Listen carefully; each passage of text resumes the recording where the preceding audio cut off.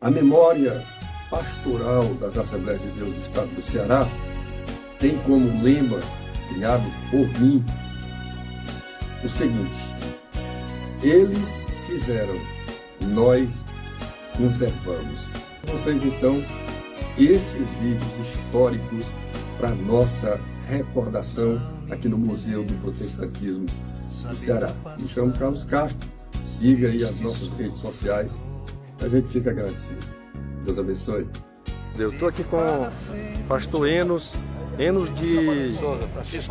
Francisco Enos de Souza, pastor da Assembleia de Deus em Catreús, aqui no Ceará, né?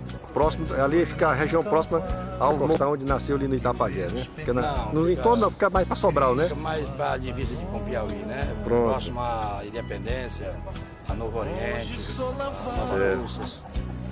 Me diga uma coisa, pastor Enos, a gente sabe que a sua família é uma família muito voltada para o movimento pentecostal, principalmente o seu pai, seu pai, né? Seu pai, isso, ele foi uma referência dentro da história da Assembleia de Deus. E como eu não conheci muito quem foi o nosso querido pastor, o seu pai, o nome dele era? João Matias de Souza. Pronto, pastor João Matias, eu vou querer começar logo, que o senhor nos diga quem era o pastor João Matias de Souza. O senhor conviveu tão bem com ele. Era um homem de oração, um homem muito temente a Deus e um dos responsáveis pela evangelização, podemos dizer, até do estado do Ceará. Não foi muito conhecido na história, não foi muito propagado, era um homem simples, mas ele e o irmão Chico Cabeludo, quem conhece a história, meu pai morava em Fortaleza, aceitou Jesus após ter perdido todas as suas riquezas no jogo de bicho, porque ele era banqueiro, tinha um banco de jogo, e houve uma máfia que enganou ele perdeu tudo que tinha, e ele andando nas ruas de Fortaleza, abatido, preocupado, angustiado, porque nunca tinha vivido aquela experiência de perca total de tudo que ele tinha.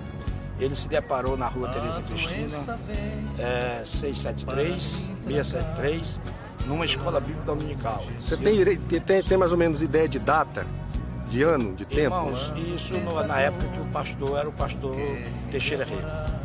E meu pai adentrou no templo, estava numa escola bíblica dominical, e ele ouviu cantar o hino 15 da harpa cristã, ó com cego andei, perdido vaguei, e aquilo falou profundamente ao seu coração.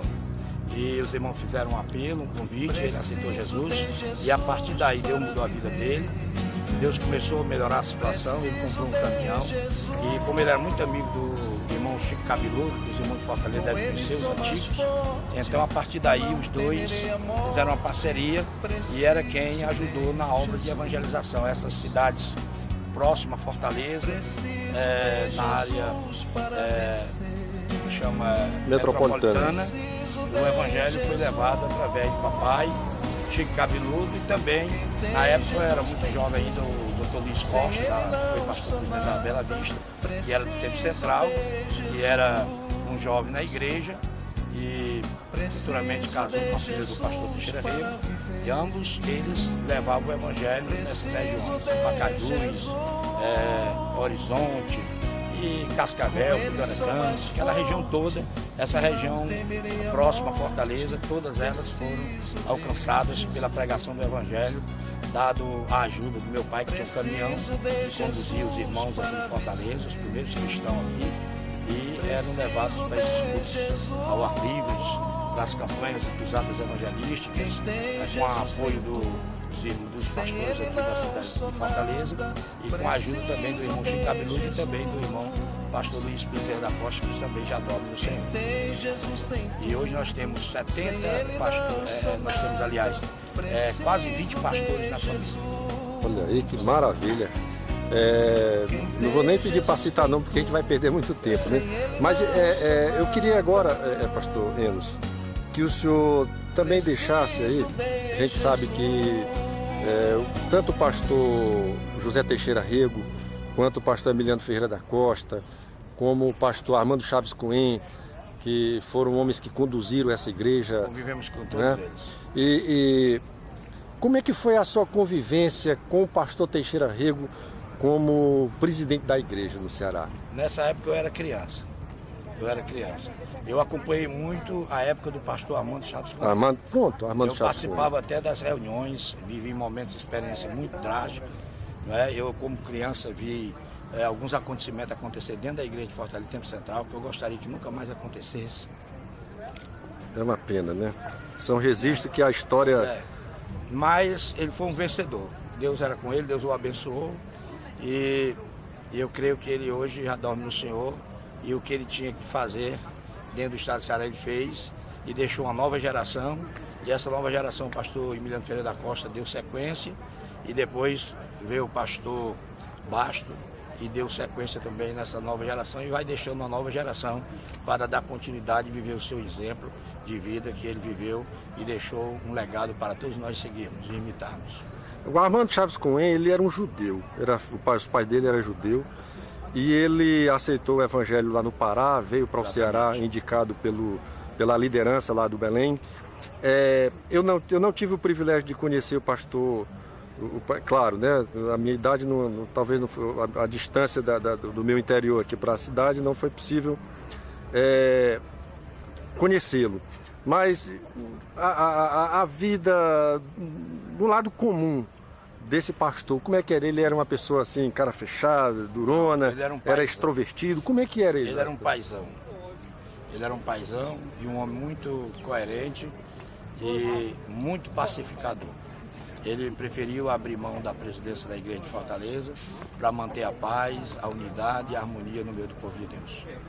Maravilha. A geração... Eu era menino e presenciei ele dizendo no púlpito da igreja que, reclamando a razão porque alguns irmãos estavam contra a sua administração, não aceitando que ele continuasse como presidente, e ele desafiou a própria comunidade evangélica, pedindo que cada um mostrasse o pecado dele, a falta dele. Ninguém se manifestou, mas ele, para o bem da obra de Deus, ele preferiu abdicar da sua posição. E nem por isso Deus não deixou de lhe abençoar. E ele se tornou um grande homem, um grande pastor, já era um grande pastor e continuou sendo um grande pastor, um grande escritor, né, nacional. E um dos escritores evangélicos, escreveu bons livros, maravilhosos livros. E ele deixou uma história, né, dentro do povo evangélico. O senhor conviveu ainda bem com o pastor Emiliano Ferreira da Costa. Esse ano seria os 25 anos de partida do nosso pioneiro. A família, boa parte da família ainda está viva e nós estamos providenciando fazer um pequeno documentário sobre a vida dele. Eu queria também que o senhor deixasse uma mensagem para o nosso pastor Emiliano Ferreira da Costa. Pastor Emiliano Ferreira da Costa, eu tinha uma admiração muito grande por ele. Glória a Deus. Foi quem me viu para o campo. Hoje eu sou o que sou, em consideração a pessoa dele, muito amigo da família, dos filhos. Agora mesmo acabo de vê-lo. Para mim foi um presente muito grande. E sempre viajei com o pastor Emiliano. E na hora mais difícil que nós vivemos, ele foi um dos grandes ajudadores, que nos ajudou, nos apoiou. Na primeira igreja que eu fui pastorear, ele me deu todo o apoio. Quando eu consegui um terreno com muita dificuldade, ele nos deu o dinheiro para comprar o terreno, não me deu dificuldade. Por sinal, esse dinheiro era até um dinheiro que eles tinham reservado para a cantora, aquela cantora... Miriam? Não, uma que sofreu um acidente e não pôde vir comparecer a uma festividade aqui em Fortaleza, a Denise. E como eu tinha aparecido a oportunidade de comprar esse terreno na cidade de Guaramiranga, eu fui um dos fundadores da Igreja Assembleia de Deus em Guaramiranga, enviado pelo pastor Emiliano. Ele declarou isso numa convenção que tinha muito desejo de evangelizar todo o estado do Ceará, e nas suas viagens pelo estado ele observou que tinha uma cidade que não tinha ainda evangélico da Assembleia de Deus, e ele então nos enviou para esse lugar.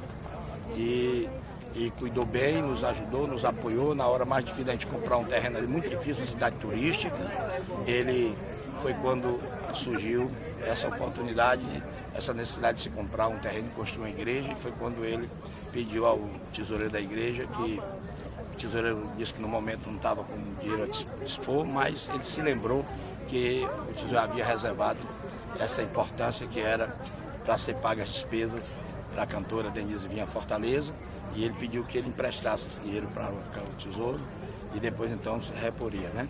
Ia ter a reposição. E com esse dinheiro a gente comprou o terreno e hoje tem um templo da Igreja Evangélica Assembleia de Deus, uma casa pastoral na cidade de Guaramiranga. Maravilha. Pastor Enos, nós estamos em 2014 agora, comemorando o nosso centenário da Assembleia de Deus no Ceará. E a gente sabe que é uma data muito sublime se comemorar um centenário. Qual a sua opinião? Como o senhor acha que vai ser esse momento para a igreja comemorar o seu centenário? Para mim é um momento muito importante, né? Quando a Igreja do Senhor Jesus completa 100 anos aqui no nosso estado, deveria ser mobilizado todos os evangélicos do estado do Ceará, muito especialmente os pastores e os seus membros, para que nós pudéssemos demonstrar para essa nação, não somente para o estado do Ceará, mas para essa nação, que a Igreja Evangélica Assembleia de Deus é uma potência no estado, e principalmente a Igreja do Ceará, que houvesse uma propagação e uma conclamação para que todos pudessem fazer presente, formassem caravanas, e se fosse escolhido um lugar apropriado para agregar, eu creio, os 100 mil evangélicos que nós temos no estado do Ceará, eu creio que nós já estamos nessa faixa de 100 mil evangélicos, e nós mostrar para o povo cearense que a Igreja Evangélica Assembleia de Deus unida faz a diferença. Louvado seja Deus. Maravilha. Então, no início eu pensei que a gente tivesse já a pegada do pastor Bastos, que a gente não pode deixar de trazer, de fazer referência a esse pioneiro que aos 9 anos de idade já sabia ler muito bem, gostava muito dos livros de geografia, de história. Ele, com 17 anos, já conheceu Jesus, aceitou o Evangelho. Aos 18, né, ele acabou sendo o primeiro supervisor da congregação no Mucuripe. No 51 ele fez o trabalho lá na Betânia. Então a vida do pastor Bastos também deixou um legado muito grande. E o pastor Enos, que também teve esse prazer, esse privilégio de ter uma convivência tão maravilhosa e tão saudável com o pastor Bastos, seria muito bom só deixar aqui a sua mensagem para a família e para aqueles que não tinham assim, muito contato com o pastor Bastos, para essa geração que não conheceu aquele início da obra do pastor Bastos. Nós aproveitamos a oportunidade e queremos também que o pastor deixe aqui a sua mensagem. Muito bem, o pastor Bastos, para mim, eu considero ele um pai, um conselheiro e um exemplo de um verdadeiro pastor, um pastor que ama as ovelhas, que cuida das ovelhas, um homem escolhido por Deus, que foi escolhido, foi chamado, estava na posição de presidente porque foi Deus que colocou ele na presidência da Igreja Evangélica Assembleia de Deus, Ministério Pastoral em Fortaleza. A prova é que a igreja cresceu em todo o estado. Antigamente, quando se visitava o estado do Maranhão, a gente ficava apreensivo, perplexo, diante dos templos que nós participávamos, mas hoje a história é outra. O Ceará hoje está bem modificado, o trabalho cresceu de uma maneira maravilhosíssima. E o pastor Bastos, ele, como disse o pastor ontem à noite falando, um irmão ali no Templo Central, que quase todo pastor ele tem uma marca do pastor Bastos, a marca do amor, a marca do conselho, da orientação. E eu sou prova disso, porque quando eu fui escolhido para ser consagrado ao Ministério de Pastor, o secretário que estava lendo a lista dos pastores, eu não sei se de propósito ou não, Deus é que sabe, que eu sou muito claro nas minhas declarações, não é? Às vezes eu até sofro por ser muito sincero e muito transparente. Ele esqueceu o meu nome e não citou o meu nome. Quando já estava terminando o pastor, enquanto os irmãos estavam fazendo a obra do Senhor no culto, enquanto transcorria, né, o culto, ele examinando a lista dos pastores que foram consagrados, aí ele viu que o pastor Enos não tinha sido chamado, mas o meu nome estava na lista. Aí ele levanta-se, fala para a igreja, diz: irmão, tem um nome aqui que foi colocado na lista, que o secretário não citou o nome dele, não convidou, mas eu quero neste momento convidar o pastor Enos aqui para a gente consagrá-lo a pastor. Eu fui consagrado, como se diz, separado dos demais, porque a lista foi feita, foi consagrado muitos evangelistas, muitos pastores, muitos evangelizados, mas o meu nome, a pessoa que leu a lista não citou o meu nome. Aí o pastor Basto, examinando a lista, aí me chamou e me consagrar. Minha consagração foi especial, foi específica, né? E eu agradeço a Deus, sou o que sou, assim como eu tenho tinha um grande respeito pelo pastor Emiliano e continuarei tendo, porque a Bíblia diz que o justo, ainda morrendo, tem esperança e a sua memória sempre será lembrada. Então, o pastor Basto, hoje eu sou porque o pastor Basto realmente, ele tinha um respeito por mim. Recentemente, a primeira vez que eu tive uma conversa com ele, encontro com ele, ele me viu, me deu a paz do Senhor e disse: eu estou muito feliz com o senhor, porque o senhor é um homem de fibra. Aleluia. Glória a Deus. Foi as palavras que ele me dirigiu. E isso eu saí confortado e consolado. E graças a Deus, diante das dificuldades que a gente enfrenta no interior do estado, mas eu nunca foi preciso nenhuma comissão. Eu acho que o pastor presidente nunca perdeu uma hora de sono preocupado com a minha situação, com o meu problema, com a minha administração em qualquer igreja que eu tenho pastoreado no estado do Ceará. Tenho enfrentado lutas? Tenho sim, sou claro, objetivo. Porque quem é que não enfrenta luta quando se trata de dirigir uma igreja que tem muitas naturezas que pensam de formas diferentes. Mas eu louvo a Deus que nunca foi preciso o pastor perder uma noite de sono por causa de mim, porque graças a Deus eu sempre procurei ouvi-los e sempre procurei resolver os problemas da melhor maneira possível. E quando eu vejo que não dá para mim resolver, aí eu chego para o pastor e digo: pastor, me coloco em outro lugar e que eu vou para outro lugar, mas eu não quero dar trabalho à convenção, nem dar trabalho ao povo de Deus. Porque eu fui enviado para apacentar, para cuidar do povo de Deus, e eu tenho que zelar pelo povo de Deus, amar minhas ovelhas, porque são as ovelhas que nos faz felizes. Amém.